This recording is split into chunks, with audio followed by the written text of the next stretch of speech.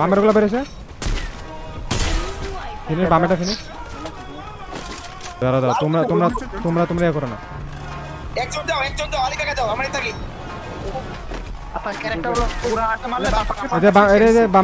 এদিক দিয়ে বেড়েছে আমার সাইডে ফাইট নিও ভাই আমার সাইডে ফাইট নিও হলো তোমার ভিতর ঢুকো না ভিতর ঢুকলে আমাকে আবার দিতে পারবো না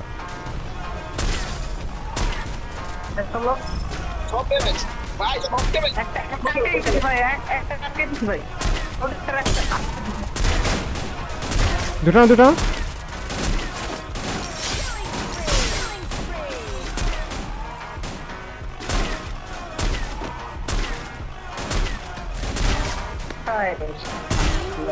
চোদ্দ কিলো আমার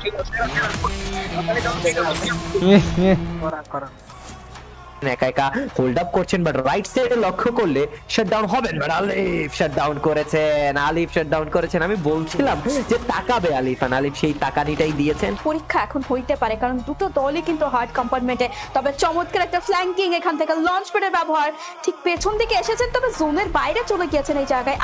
আলিফ এইবার কিন্তু বিপদে পড়তে পারেন M590 প্রান্তর এন্ট্রিটা একটু লেট ছিল তবে প্রান্ত কি করছিল আমি জানি না এখান থেকে প্রান্ত এবার এসেছে সামনে আদনানকে এবং প্রথমেই কিন্তু দুজনকে এই মুহূর্তে ধর্ষি করেছেন লাস্ট প্লেয়ার সার্ভাইভ করে যাবেন এই জায়গায় রেক্সান আবারও কিন্তু সেভিয়ার হতে পারবেন কি রেক্সান তবে সেটি বোধহয় আর সম্ভব নয় এই জায়গায় রেক্সান আবারও কিন্তু সেভিয়ার হতে পারবেন কি রেক্সান তবে সেটি বোধহয় আর সম্ভব নয় আলিফ গেমিং বাইটি save no more and it's a moment for Bangladesh top one